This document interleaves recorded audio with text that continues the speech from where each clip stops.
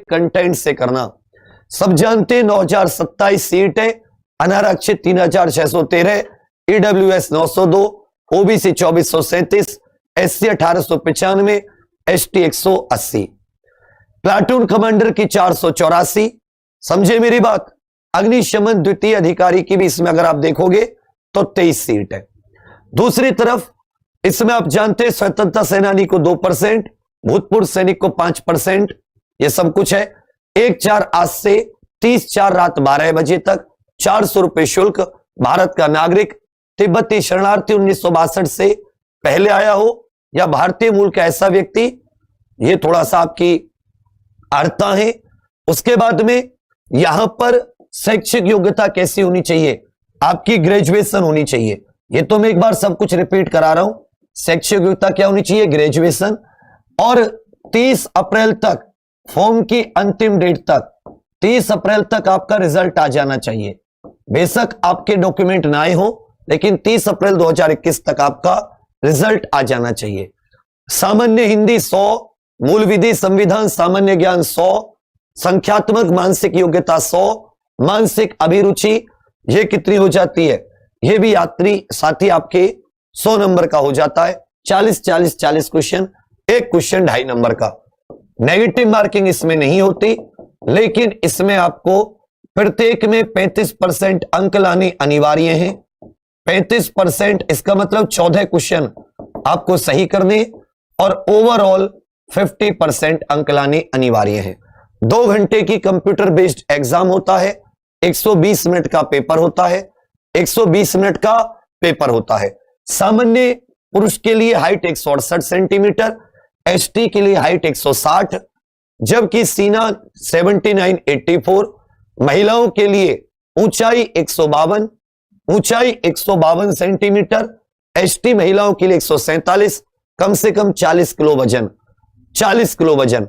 दौड़ लड़कों के लिए 4800 मीटर 28 मिनट में, लड़कियों की 2400 मीटर 16 मिनट में, 2400 मीटर 16 मिनट में। उसके बाद में आपकी मेरिट आएगी, ये सारा का सारा। फिर आपका मेडिकल होगा, फिर आपको ज्वाइनिंग।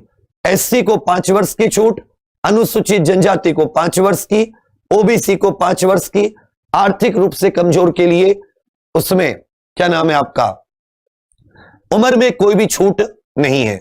उम्र में कोई भी छूट नहीं है। ये अपना हो जाता है शूरवीर बैच। यहां तक तो हो जाती है आपकी महत्वपूर्ण बातें। अब आ जाता है साथी, अब जो हम लोग करेंगे वो आ जाता है आपका शूरवीर के बारे में बाद में बात करेंगे। ये गूगल कैसे खोलूं। अब आपका फॉर्म भरना मैं आपको बता देता हूं कि फॉर्म हम लोग किस तरीके से खोलेंगे, फॉर्म हम लोग किस तरीके से ओपन करेंगे। समझे, फॉर्म के बारे में बात कर लेते हैं। अब योग्यता आदि की बातें, इसमें मैक्सिमम चीजें हम सबको पता है क्योंकि हमने पहले से ही ये कर रखा है, यूपी पीआरपीवी। चलिए बच्चा, रात 12 बजे देख लिया था मैंने। ये जैसे ही आप अपने पुलिस भर्ती बोर्ड की वेबसाइट पर जाओगे, सबसे ऊपर 1 अप्रैल 2021 इधर आपको लिखी आ रही है कि पुरुष एवं महिलाओं के लिए उप निरीक्षक यूपीएसआई जिसे बोलते हैं, और इसके लिए पदों पर ऑनलाइन आवेदन हेतु लिंक, इस पर क्लिक करोगे तो आपको एक ऐसा एप्लीकेशन खुलेगी। यहां पर आपको 4-5 चीजें दे रखी होंगी, ध्यान से पढ़ोगे तो कुछ इस तरीके से है।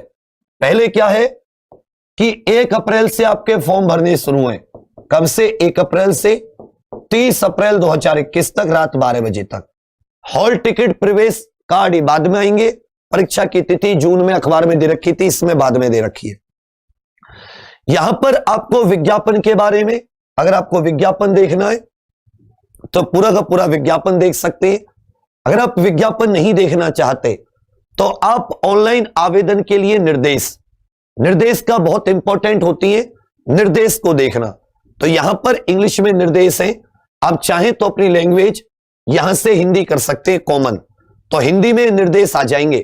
क्या क्या दे रखा है, कौन कौन से डॉक्यूमेंट अपनी कॉपी में लिखो, कॉपी लेकर बैठे हो ना, लिखो कि पंजीकरण में आगे बढ़ने से पूर्व, पंजीकरण में आगे बढ़ने से पूर्व, पंजीकरण में आगे बढ़ने से पूर्व निम्नलिखित दस्तावेज तैयार रखें। मोबाइल नंबर, और मोबाइल नंबर आपका ऐसा हो जो आपके पास हमेशा रहे, ऐसे ना कि जिससे आप बदलें। इसी मोबाइल नंबर पर आपकी सारी जानकारी आती है, कब मेडिकल है, कब फिजिकल है, पास हुए हो नहीं हुए हो। अगर मोबाइल नंबर आपका खो गया या आपने सिम बदल दिया तो आपको जानकारी नहीं मिलेगी, बोर्ड जिम्मेदार नहीं होगा। तो ओटीपी के माध्यम से ओटीपी इसी पर आएगा।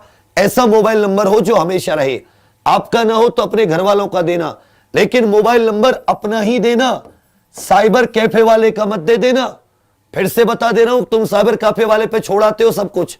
अपना मोबाइल नंबर, अपनी ईमेल आईडी नहीं है तो अभी बनाइए, आपकी खुद की ईमेल आईडी होनी चाहिए।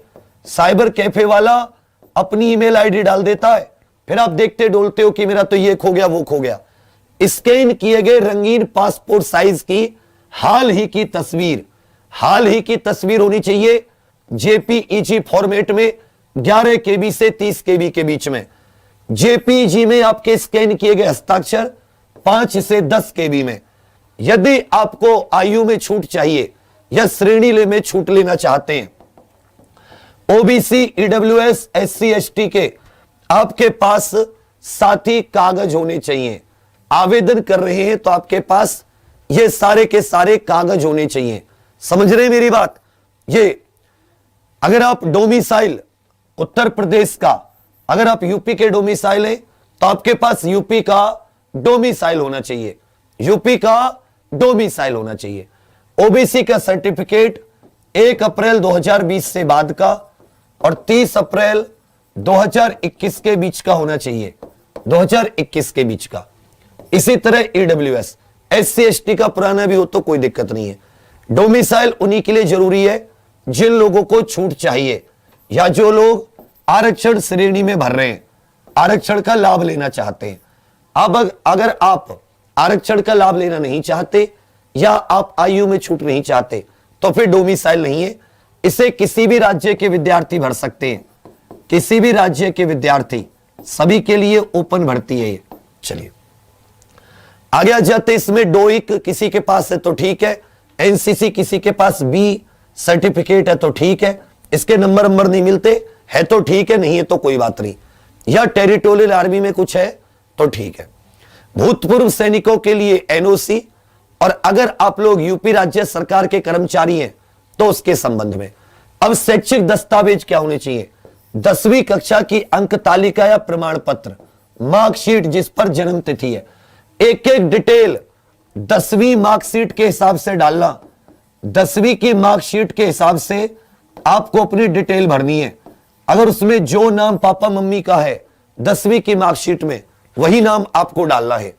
12वीं कक्षा की या हायर सेकेंडरी जो होती है मार्कशीट, जन्म तिथि, और भारत में विश्वविद्यालय से स्नातक जहां से आपने ग्रेजुएशन की है तो ग्रेजुएशन के डॉक्यूमेंट। ठीक है बच्चा?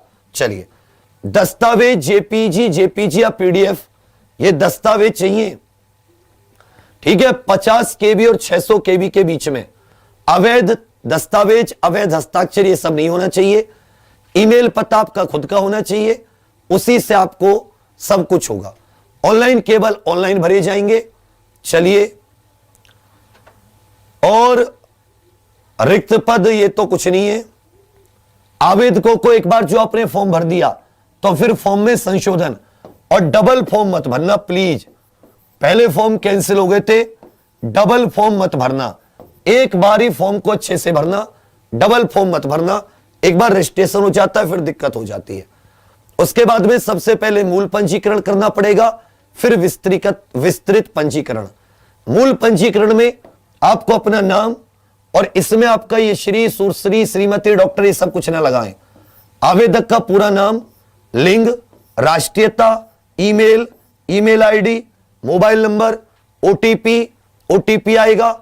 सबमिट करोगे तो आपके पास एक पंजीकरण संख्या, रजिस्ट्रेशन नंबर को 10 जगह लिखना कम से कम, एकदम उसको लिख के सेव कर लेना। और जहां मम्मी अपने खजाना रखती हैं उसमें रख देना, रजिस्ट्रेशन नंबर आप लोग भूल जाते हो। उसके बाद में विस्तृत में आपको अपना व्यक्तिगत डेटा, जहां कर आपका एड्रेस आदि है, शैक्षिक योग्यता, ये सारा का सारा। और ये पर्सनल डिटेल में आपको जो भी ये आपका सर्टिफिकेट की डिटेल्स आदि मांगी जाए उसका नंबर आदि मांगा जाएगा, वो सारा का सारा आपको डालना पड़ेगा। मैट्रिक के जन्म तिथि, माता का नाम, पिता का नाम, मैट्रिक के हिसाब से पिन कोड आदि। चलिए पोस्ट, अब इसमें याद रखिएगा 3 पोस्ट है, ए बी सी। पुरुष के लिए 3, एसआई सिविल पुरुष और महिला दोनों, प्लाटून कमांडर सिर्फ पुरुष, और फायर सर्विसेज भी सिर्फ पुरुष। तो आप इसमें अपनी वो भरना कि किसको आप वरीयता देना चाहते हो। तो जिसको वरीयता देना चाहते हो उसको पहले नंबर पर रखना। जैसे यूपीएसआई सिविल पुलिस जो होती है, जो मेन होती है, फिर अगर कोई पीएससी लेना चाहे या कोई प्लाटून कमांडर, लड़की ये एफएसएसओ, लड़की सिर्फ एक ही भर पाएंगी, यूपीएसआई सिविल। चलिए उसके बाद में आपके यहां पर एजुकेशनल भरना पड़ेगा, स्नातक वगैरह सब कुछ।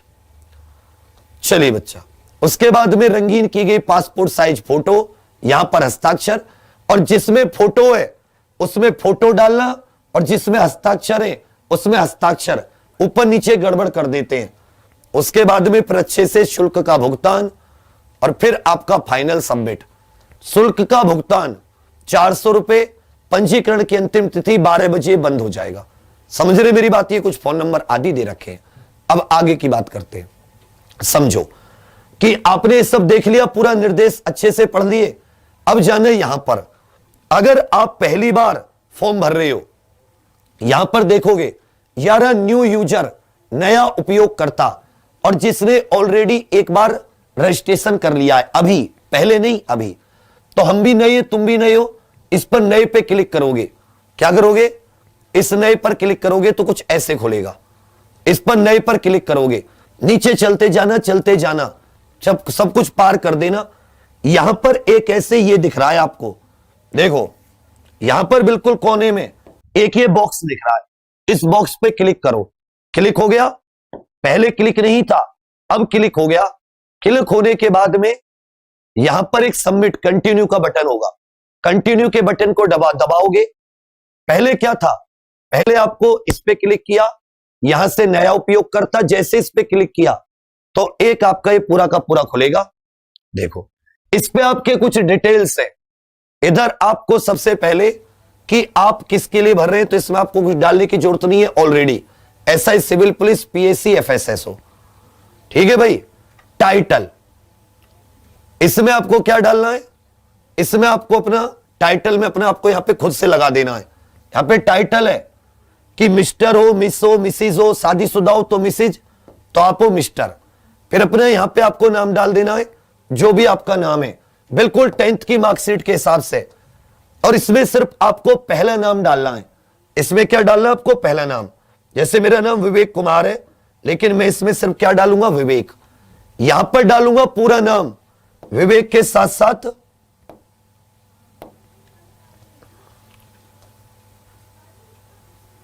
यहां पर देखो, उधर इधर तो हो गया पहला नाम, इधर हो गया मेरा दूसरा नाम। दूसरा नाम मतलब सरनेम, इधर हो गया मेरा सरनेम, KUMAR, कुमार। अब जब मैं इस पे आऊंगा एप्लीकेंट फुल नेम, तो अपने आप इसने मेरा नाम ले दिया विवेक कुमार। आवेदक का पहला नाम, आवेदक का उपनाम जिसको सरनेम कहते हैं। जैसे पीछे कोई कुछ लगाता है, कोई कुछ लगाता है, ठीक है भाई, तो लगा दीजिएगा। तो यहां पे अपने आप ले लेगा। यहां पे राष्ट्रीयता क्या है आपकी? राष्ट्रीयता भारत के नागरिक हो, तिब्बत के हो, ये सब, तो आप भारतीय नागरिक हो, सिटीजन ऑफ इंडिया, भारत के नागरिक हो। लिंग क्या है आपका? लिंग हो जाता है मेल। इधर मिडिल नेम क्या है? तो मिडिल नेम आपका जो भी, अगर किसी का जैसे होते हैं ना राम कुमार सिंह, कोई कोई ऐसे लगाता है। मिडिल नेम नहीं है तो इसको खाली छोड़ देना, मिडिल नेम नहीं है तो इसको खाली छोड़ देना। पहला नाम और दूसरा नाम, मिडिल नेम है तो पूरा का पूरा। उसके बाद में यहां पर अपना ईमेल आईडी, फिर ईमेल आईडी दोबारा भी डालना, फिर यहां पे नंबर 10 नंबर वाला, और फिर यहां पे आएगा ओटीपी के लिए।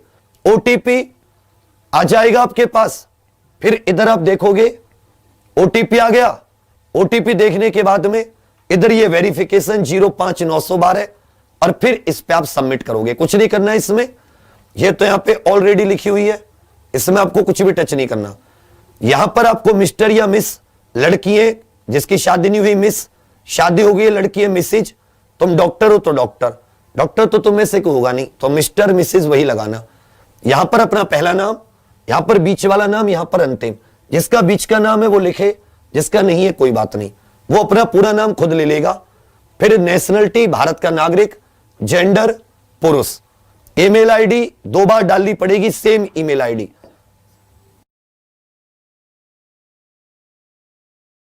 जीमेल की सही स्पेलिंग लिखना, जैसे तुम्हारी ईमेल आईडी जो भी है, जीमेल की सही स्पेलिंग लिखना, कहीं तुम गड़बड़ कर दो, उसी को सेम टू सेम यहां पे डालना। फिर मोबाइल नंबर, फिर तुम्हारे पास एक ओटीपी आएगा। ओटीपी मैंने नहीं डाला तो मेरे पास ओटीपी नहीं आया, समझ रहे मेरी बात। ये ओटीपी जैसे आप डालोगे, आपको एक रजिस्ट्रेशन नंबर मिलेगा, एक पंजीकरण संख्या मिलेगी और एक आपका पासवर्ड मिलेगा, पासवर्ड आदि अपने मोबाइल पर। अब उसे लेकर कहां जाओगे, ये हो गया पूरा। फिर यहां से आपका सेकंड काम शुरू हो जाता है, रजिस्टर्ड कैंडिडेट। यहां पे वो रजिस्ट्रेशन नंबर जो अभी मिला है वो डालोगे और जो पासवर्ड मिला है वो डालोगे। अगर रजिस्ट्रेशन नंबर फॉरगेट भूल गए हो तो फॉरगेट कर दो, पासवर्ड भूल गए हो तो फॉरगेट पासवर्ड, दोनों को डालकर लॉगिन करना। और जैसे आप लोग लॉगिन करोगे वैसे ही फिर आपकी आगे की ये जो मैंने दिशा निर्देश बताए थे वैसे ही आपको सारे के सारी चीजें अपनी डालनी पड़ेंगी। समझ रहे मेरी बात।